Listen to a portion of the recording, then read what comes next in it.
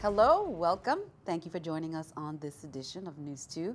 I'm Sandra Gamansing. In our top story, the governor held a conference today to appoint a new cabinet member, but things quickly turned left as the governor revealed proposed savings initiatives that include work hours, school closures, and property tax. Although the governor did make remarks on other revenue enhancement projects, such as the newly taxation of Airbnb rentals in the territory, the viewers of the conference raised eyebrows. Here's more. In a press conference held earlier today at the Government House on St. Croix, Governor Kenneth Mapp revealed several measures to reduce government spending if no new revenues are identified to address the cash flow issues facing the central government. I want to advise, without making any formal announcements, that we've had 2 very extensive days of work with the cabinet as we try to bridge this gap between revenues and expenditures. The governor also made comments regarding the media's coverage of his proposed Revenue Enhancement and Economic Recovery Act, which includes the controversial sin tax bill. The governor also expressed his displeasure with comments made by Senator Chucky Hansen on her radio program. I listened briefly to Senator Hansen, Alicia Chucky Hansen, on Saturday. To inflame the community, to advance her cause, is unfortunate. This is not a time to grandstand and to make hoopla and to play with the lives of the people of the territory. Senator Chucky Hansen commented further. Well, I can understand Governor Mapp's concern and sentiments. After all, he has had 2 years of legislation that don't question his actions and will never have publicly a difference of opinion. While the press conference quickly geared into a Facebook frenzy over the governor's remarks to cut work hours and close public schools on every other Friday, the nomination of Lloyd Bow, Jr. as the territory's new commissioner of the Department of Property and Procurement was overshadowed. Today I signed Mr. Bow's appointment, which will immediately install him as the acting commissioner of that department. Tomorrow, senators will meet to receive testimony on Governor Mapp's proposed revenue enhancement initiatives to bring forth fiscal stability and economic growth. Stephanie Brown, News 2. Governor Mapp stated that he will continue to explore revenue enhancement measures, and Senator Alicia Chucky Hansen also stated that she will be having a press conference to address the governor's remarks. Count on 2 to keep you updated. Yesterday on the Senate floor at the Earl B. Otley Legislative Hall in St. Thomas, senators voted on and approved the appropriation of $90,000 to fund a special election to elect the 15th member of the 32nd Legislature. Senators also voted not to repeal Act 7892. Former Senator Kenneth Gittens, the sponsor of Act 7892, spoke further. Here's more. Tradition that we've seen in past elections, especially the 2012 and 2014 elections. However, to the point of the single board of elections, we saw this necessary as we've seen and been subject to basically 2 different policies each time, one for St. Croix and one for the St. Croix-St. Thomas district. And in order to improve the administration of our election system, we simply passed legislation which resulted in Act 7892. Now, Act 7892 did away with the district boards of elections and established one single board of elections for the territory. In other news, Bill number 32-0005, better known as the Sin Tax Bill, raising taxes on tobacco products, rum, beer, sugary drinks, as well as internet purchases, was approved along with another bill relating to property taxes by the 32nd Legislature's Committee of Finance on February 15th. The bill was passed to the Committee of Rules and Judiciary, which will assemble tomorrow at the Fritz Loett's Legislative Hall in St. Croix. And News 2 will keep you updated on the bill's progress. Turning to crime reports, on February 20th at about 2 p.m., a 26-year-old Troy Sum Jr. was arrested for possession of ammunition, failure to report a firearm, possession of a controlled substance with intent to distribute. Here's more from VIPD. Sohn was pulled over while officers were conducting traffic stop initiative Drive Sober or Get Pulled Over, an Office of Highway Safety initiative in the vicinity of the Tides Village just outside Christiansted. Upon further investigation, officers discovered a little over a pound of marijuana, a Glock handgun, and over $2,900 in cash. Sohn was remanded to Golden Grove Detention Center pending advice of rights hearing. Also on February 21st, about 10:27 a.m., officers on patrol observed a vehicle with two different license plates. The police unit followed the vehicle on Midland Road. The officers pulled over the vehicle and requested from the driver his vehicle registration and driver's license. The driver then opened his glove box and officers saw what appeared to be a green leafy substance, marijuana. The officers then conducted a search and discovered a black ammunition magazine with 12 rounds and a firearm in the driver's right front pocket. 21-year-old Emil Brin was arrested and charged with possession of controlled substance, possession of drug paraphernalia, failure to report a firearm, unauthorized possession of a firearm, and possession or sale of ammunition. Turning to the courts on February 21st, District Court Judge Curtis Gomez sentenced Tomas Liriano Castillo, 44, to 121 months in prison, followed by 5 years of supervised release for conspiracy to possess cocaine with the intent to distribute. Judge Gomez also ordered Castillo to complete 300 hours of community service. According to the evidence presented at trial on May 9, 2016, Castillo traveled by boat from Tortola to Hall Bay in St. Thomas with a backpack containing cocaine. After Castillo got off the boat with the backpack, he tried to discard it when he saw agents from the U.S. Drug Enforcement Administration approaching him. Testimony at trial further established that when the backpack was recovered, it contained approximately 5.8 kilograms of cocaine. We'll turn into Trinidad. According to an article in New York Times entitled "Trying to Staunch Trinidad's Flow of Young Recruits to ISIS," the country is trying to stop young Trinidadian Muslims going to Syria to join ISIS. It reads, American officials worry about having a breeding ground for extremists so close to the United States, fearing that Trinidadian fighters could return from the Middle East and attack American diplomatic and oil installations in Trinidad, or even take a 3.5-hour flight to Miami. President Trump spoke with the Prime Minister of Trinidad and Tobago, Keith Rowley, over the weekend about terrorism and security concerns. The article points out that it is not illegal in Trinidad to sign up to the caliphate, with about 130 people from the Caribbean country going to Syria, where ISIS has a stronghold. Former U.S. Ambassador to Trinidad, John L. Estrada, is reported to have said in the New York Times article, Trinidadians do very well with ISIS. They are high up in the ranks, they are very respected, and they are English-speaking. ISIL have used them for propaganda to spread their message through the Caribbean.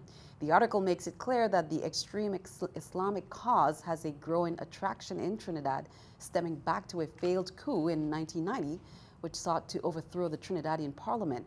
The Trinidadian government is looking to address this problem with legislation that would deem membership of extreme Islamic groups as a criminal offense. The U.S. border is front and center in the Trump administration as it lays out plans for aggressive enforcement of immigration laws.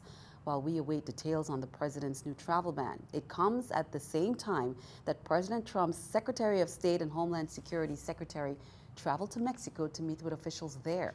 Karen Kiefer reports from Washington. President Trump moving toward making good on a top campaign promise. We will have strong borders again. The Trump administration issuing new guidelines that direct immigration and border agents to deport any undocumented immigrant charged or convicted of a crime, including misdemeanors or traffic violations. It's a more aggressive approach than previous presidents, sparking fear in many immigrant communities. We're concerned about what Donald Trump means for our family. Will it mean that we will be separated from our mother? The White House says it's enforcing existing law and there won't be massive roundups. There's a law in place that says, if you're in this country illegally, that we have an obligation to make sure that the people who are in our country are here legally. Some lawmakers, even Republicans, question how law enforcement officers will approach more sensitive issues like separating families. The tightrope that the administration will have to walk will be, what do they do with the people that are here? What do they do with the young people? The White House emphasizing that dreamers, those brought to the U.S. illegally as children, will still be protected. But the White House is appearing to leave some wiggle room. There's a prioritization of how we deal with immigration, both illegal and then legal, and we'll have more on that later. Some undocumented immigrants uneasy with that uncertainty. Is it that Donald Trump wants to have it both ways? Show mercy in public. You know, I love these kids. I love kids. And then in the middle of the night, pluck documented people from their beds. In Washington, I'm Karen Kafa. Keeping our eye on the economy, the battle between Amazon and Walmart is heating up. Amazon has lowered its free shipping minimum for non-Prime members, $49 to $35. Amazon didn't specify exactly when the minimum was lowered, but did say the change happened recently. Bouncing back to lower shipping rates could be a move to compete with Walmart. The big box retailer started offering free 2-day shipping without a membership fee on orders of at least $35 on January 31st. Keeping our eye on the economy, let's take a look at the New York Stock Exchange with the Stock Market Watch. According to the numbers there, we can see the Dow up 32, NASDAQ and S&P down. Coming up on NEWS2 and continuing our Black History Month recognition, a little more about the Nigel Hodge Foundation as they host a Family Fun Day coming up. Also, baskets of books have been delivered to more than 60 businesses territory-wide in an effort to engage children in reading while they wait. We'll tell you what that's all about.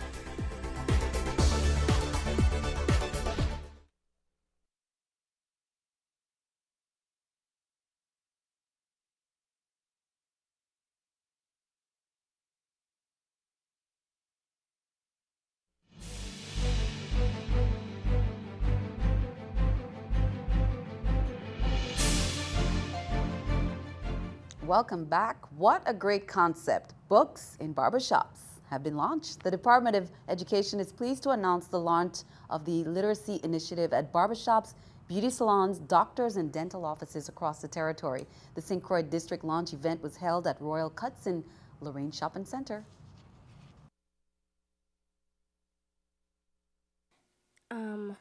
It's fun to read books because you get to learn about things, and it helps you improve your lexile level if you go to school. Baskets of books have been delivered to more than 60 businesses territory-wide in an effort to engage children in reading while they wait or their parents wait. We have several barbershops on the island who have allowed us to deposit books in their establishments. Also other agencies like doctors' offices, laboratories, medical centers. The move increases students' access to books by placing them in accessible areas. And while they're waiting, they can read for fun, for learning, for entertainment. And it would be awesome that while you're cutting their hair or waiting for the doctor, they have the ability to read something for enjoyment. The program targets young readers from ages 3 and up. Right here with me this morning, we have 2 students along with our assistant commissioner, and they're reading. They're reading for enjoyment. They're reading for fun. As you can see, each business that participates will receive a basket filled with a whole host of books on a variety of reading levels, and it's a lot for our children to choose from. Each participating business receives a bookshelf filled with interesting books that students and families can utilize before, during, and after their haircuts. Barbershop, books in the barbershop. It was a great idea. You know, first, we always promoting family-friendly environment for kids, for everybody. So when they came up with this idea, I was like, man, it's very, very, very interesting. The books came from Better World Books in South Bend, Indiana.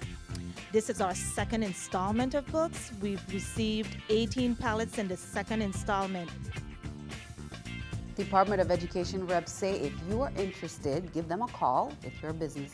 Children's Dental Care, Inc. on St. Thomas will be the next launch. Dr. Sonia Taylor Griffith's Havenside Shopping Center office, Building 3, Suite 307, and that's taking place on Friday, February 24th at 1 p.m.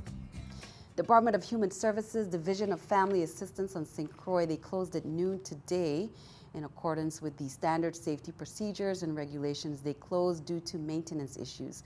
The office will resume regular business hours tomorrow, Thursday, February 23rd at 8 a.m., just FYI. On Thursday, February 16th at approximately 6 p.m., the Department of Health, they say they received an unexpected visitor at the Charles Howard complex on St. Croix. A tourist, Vincent Tortorea, visiting from the U.S. mainland, arrived at the clinic with the belief that he had reached the hospital through his GPS. As Commissioner Davis and other staff were exiting the clinic for the day's end, they were approached by a woman who asked if she had reached the hospital. After inquiring what the woman needed, she advised her that her husband was downstairs experiencing a cardiac situation that could cause severe cardiac complications. Immediately, EMS staff that is housed at the Department of Health were called and responded within seconds. The staff provided initial care and stabilized the patient. An ambulance came a few minutes later, in which care was continued en route to the hospital. Mr. Tortorea expressed his gratitude for the professionalism. He sent a formal letter expressing his gratitude and relaying his overall experience with the department's EMS staff. Job well done there. Meanwhile, the department says 12 new Zika cases confirmed this week and 9 new cases of dengue fever. The VI Department of Health reported also number of confirmed cases among pregnant women increased by 9. The confirmations raised the total number of positive cases to 985 since January 2016. According to the department, 7 new Zika cases on St. Thomas, 5 on St. Croix, and 0 on St. John. St. Croix saw 2 new cases of dengue, 6 on St. Thomas, and St. John saw 1.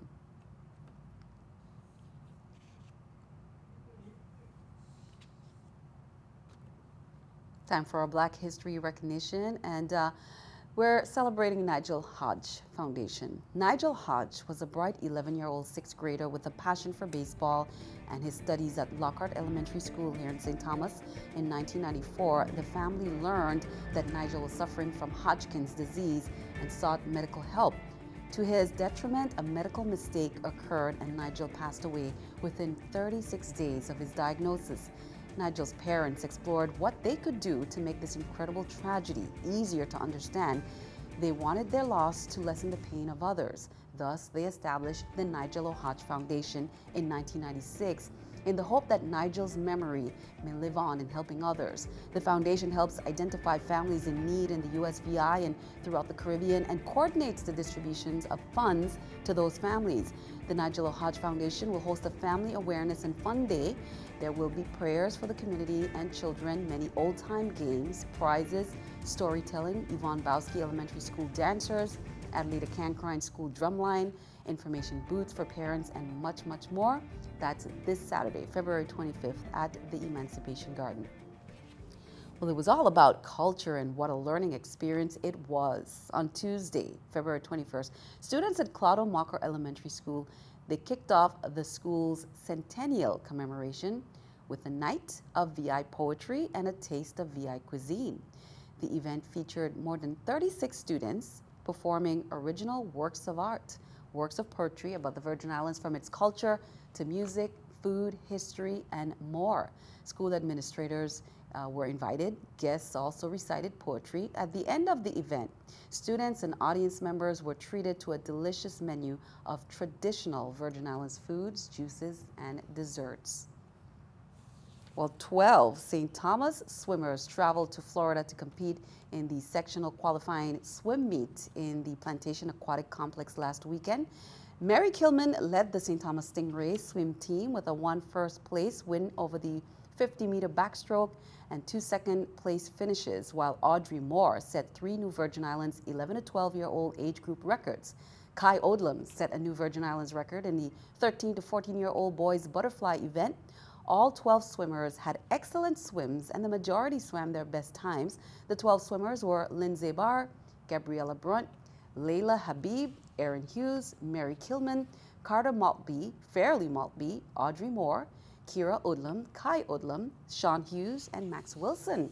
The next swim meet for the Stingrays will be the Virgin Islands Championship, and that's happening on St. Croix, March 11 to 12. Congratulations to all our young athletes. Stick around, your News 2 AccuWeather forecast comes your way next.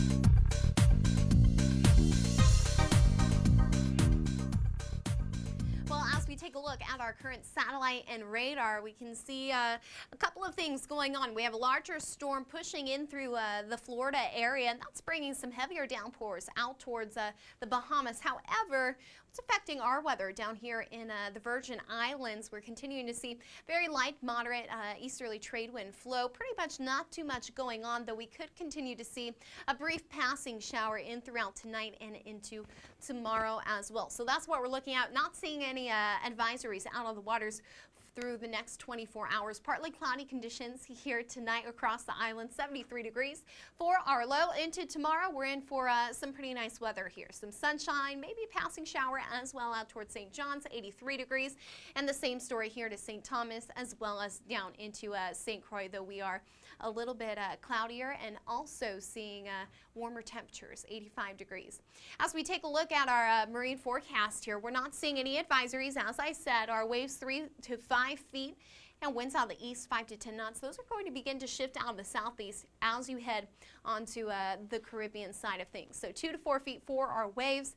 And those winds out of the southeast, fairly light 5 to 10 knots. But these winds moving out of the south are going to increase our moisture heading into our weekend. So though Friday looks mostly sunny, not so much going on, into the weekend we're going to be seeing an uptick in shower chances as well as we move ahead into our Monday. So as we start to see those winds shift, do notice that we will see some wetter weather. So grab your umbrellas as you head out the door for the weekend. Other thing to take note of with these storms passing off towards our north, if you're headed out to the beach tomorrow or on Friday, you're going to want to pay attention to rip currents as we are starting to see swells just get a little bit closer inland. And obviously for the boaters out there, pay attention as you head further outside of those barrier islands. Back to you.